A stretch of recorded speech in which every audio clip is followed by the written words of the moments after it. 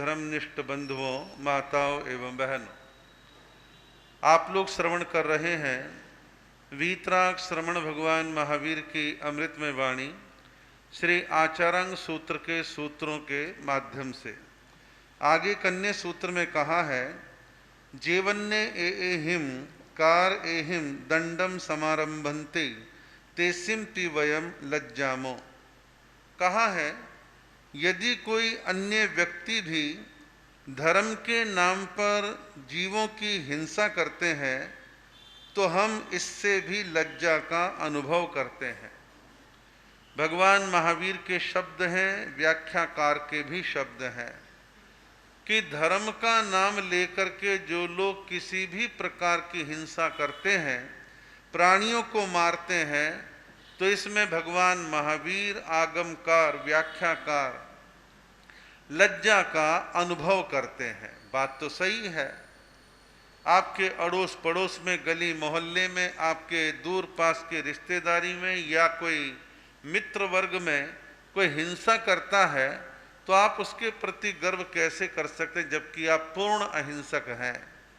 आप शाकाहार को मानते हैं, जीव दया को मानते हैं, प्रत्येक प्राणी में आत्मा के तत्व को मानते हैं, तो आप गर्व नहीं करेंगे, आपको लज्जा की अनुभूति होगी। आप देखिए, दुनिया में मूढ़ता, अज्ञानता और गलत धारणाओं की वजह से प्राचीन काल से लेके आज के ज्ञान विज्ञान के युग में भी बहुत सारे मूढ़मती लोगों की ये धारणा है कि यज्ञ में पशु की बलि दे दी जाए, किसी देवी देवता के सामने पशु को काट डाला जाए, उसे उनके पास चढ़ा दिया जाए तो देवी देवता प्रसन्न होंगे और मुझे पुण्य मिलेगा। और कई मूढ़ लोग आज के युग में भी ऐसे हैं जो ये कहते हैं उन जीवों को मार नहीं रहे, उनको इस वाली गति से मुक्ति दिला रहे हैं। भाई तुम भी मुक्ति ले लो, तुम्हारे कोई काट देगा। कैसी मूढ़ और अज्ञान धारणाएं लोगों के मन में है, हम उनको इस वाली गति से मुक्ति दिला रहे हैं। आप कौन होते मुक्ति दिलाने वाले? आप परमात्मा हो, सर्वे सर्व हो, त्रिलोकीनाथ हो, कौन हो? तो इस प्रकार की मिथ्या धारणाएं कि भाई पशु बलि दे दो, फला देवी देवता के आगे इनको चढ़ा दो, मार दो, काट दो और हमारे को पुण्य लग जाएगा, ये मिथ्या भ्रमणाएं हैं। और अपने काल में भगवान महावीर ने इन सब बातों का खुलेआम खंडन किया था, खुलेआम खंडन किया। इनको शास्त्रों में खूब वर्णन आता है। उस समय जो भी परंपराएं करती थी उनके नाम लेने की आवश्यकता नहीं है, तो भगवान महावीर ने जम कर के इन चीज़ों का खंडन किया। और कुछ लोग जीभ के लालच में और इस लगातार गिर रहे शरीर के प्रति जो पुद्गलमय है, अंततः बूढ़ा होना है, अंततः कमजोर होना है, इसको हष्ट पुष्ट बनाने के लालच में जीवों का वध करके खाने का काम करते हैं, अभक्ष पदार्थों का सेवन करते हैं। क्या ये गर्व की बात है? एक जीव दूसरे जीव को मार करके खाए। और अनेक तरह की भ्रमणाएं डॉक्टरों के द्वारा पैदा भी की जाती हैं। ना जाने क्या क्या तर्क वितर्क दे के लोगों को भ्रमित किया जाता है। और बहुत सारे शाकाहार में रहने वाले वर्ग के लोग भी कभी कभी विचलित से देखे जाते हैं। आवश्यकता है हम अपने शाकाहार के मार्ग पर चलें। और एक चीज और जो पूरी दुनिया में चल रहा है, लोग बाग धर्म के नाम पर दंगे फसाद करते हैं। हम इस धर्म को मानने वाले हैं, ये उस धर्म को मानने वाले हैं। ये हमारे देश में, राज्य में बढ़ते जा रहे हैं, छाते जा रहे हैं। इन्हें तो खत्म कर देना चाहिए। और दंगे फसाद नेचुरल कभी भी नहीं होते, प्लानिंग करके करवाए जाते हैं या उन्मादी लोग, और वो हर धर्म में, हर वर्ग में है। वो अतिवादी लोग आग भड़काते हैं, उन पर कोई आफत नहीं आती, मरता है सामान्य व्यक्ति। आफत आती है बच्चों पर, महिलाओं पर, बूढ़ों पर और बेसहारा गरीब लोगों पर, उनकी आफतें ज़्यादा हैं। आवश्यकता है धर्म का नाम लेकर के जो लोग हिंसा करते हैं, उसका समर्थन करते हैं, जीवों का वध करते हैं, उससे आगमकार को भगवान की वाणी के अंतर्गत उसमें लज्जा का ही अनुभव होता है। अब आप देखिए, वर्तमान काल हमारे देश में भी और अन्य देशों में भी धर्म के नाम पर मारकाट सी ही मची हुई है एक प्रकार की, और एक ही धर्म के दो वर्ग भी आपस में लड़ते हैं। तो ऐसे में आपके घर में एक हायर एजुकेशन की तरफ बढ़ रहा युवक युवती धर्म के नाम पर लड़ने वालों से ऊब करके यदि ये कह दे कि धर्म वरम सब बेकार है, लड़ना सिखाता है, तो क्या आश्चर्य है।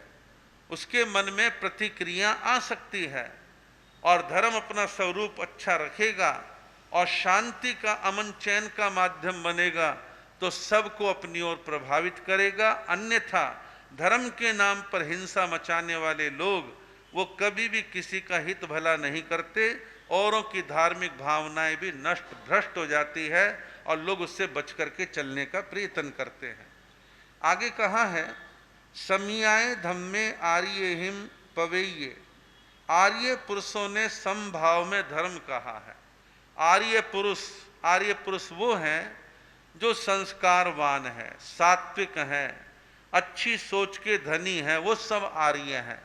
और यहाँ आर्य का अर्थ केवल मात्र आर्य समाज से नहीं है।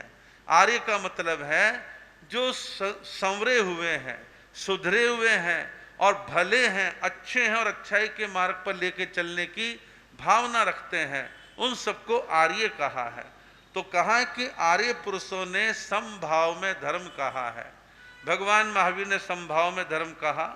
भगवान महावीर के निर्वाण के बाद के पश्चातवर्ती आचार्यों ने समभाव में धर्म कहा और आज हम भी समभाव में धर्म कहते हैं।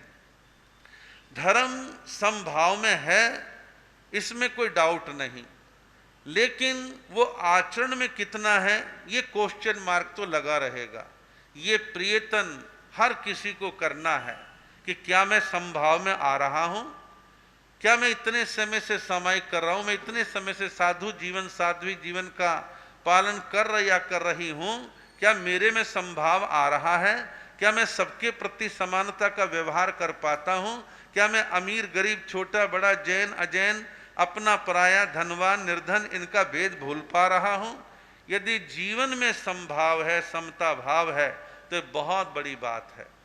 और ऐसे साधकों के जीवन के वर्णन आप लोग पढ़ते हैं, सुनते हैं कि जिन्होंने अपार कष्ट आने के बावजूद अपनी समता को नहीं खोया। किसी को कैंसर हुआ, किसी को हार्ट की तकलीफ आई, किसी का एक्सीडेंट हुआ, किसी को शारीरिक कष्ट अपार मिले, लेकिन अपनी शांति, समता, समभाव को वो नहीं खोते हैं।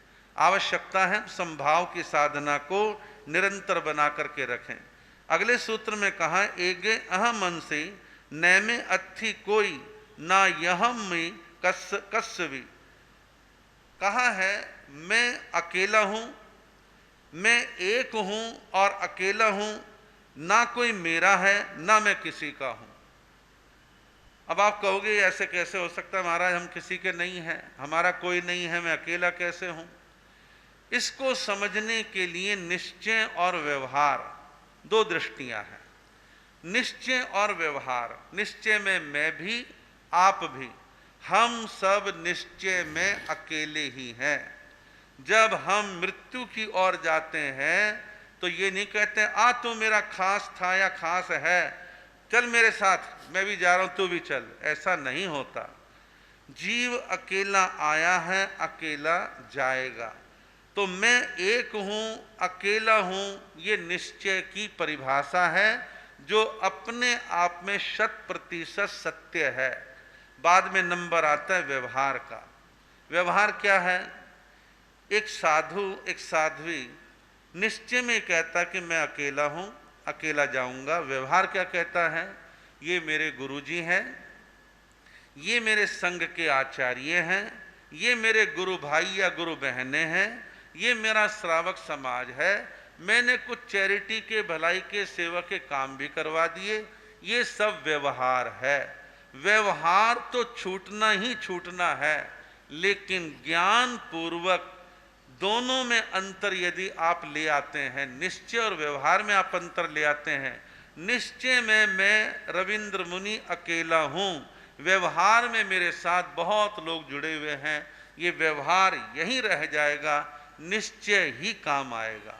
आप गृहस्थी हैं और कभी कभी साधु आपकी बहुत खिंचाई करते हैं, लेकिन एक्चुअल क्या है, आप गृहस्थी हैं, आपकी फिलहाल योग्यता इतनी ही है कि भाई आप महाव्रत नहीं ले पाए, गृहस्थ में है, अनुव्रत ले सकते हैं, सामायिक कर सकते हैं, संवर कर सकते हैं, लेकिन गृहस्थ में रहते हमेशा एक चिंतन रहे, निश्चय में मैं अकेला, स्त्री पुरुष जो भी है मैं अकेला हूं, आत्मा ना तो स्त्री है ना पुरुष है, वहां तो वेद नाम की कोई चीज ही नहीं है।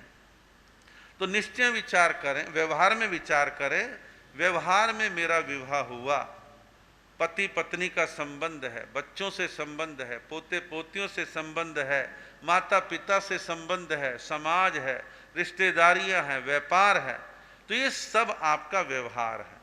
व्यवहार निभाते हुए भी आप निश्चय में अकेले रह सकते हैं, और निश्चय में अकेला रहने वाला व्यक्ति कभी ये कांपता नहीं, हाय मौत आ गई, कहता है ठीक है ना, जब आ गई तो आ गई, जाना है तो जाना है, जितना इश्कर्म लेके आया था उतना मैं रह गया हूं।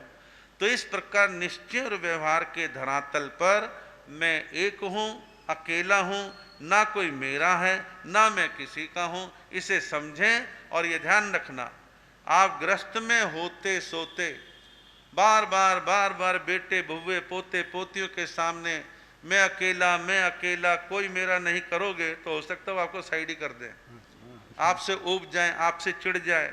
आप अंदर रखिए, बाहर का व्यवहार निभाइए। कुछ निश्चयवादी इतने रूखे हो जाते हैं कि औरों की घृणा के पात्र बन जाते हैं। दिखावा क्यों करते हो, मन में रखिए और बाहर से आप सारे व्यवहार निभाइए। तो इनका संतुलन बनाने की आवश्यकता है। आपका समय हो रहा है।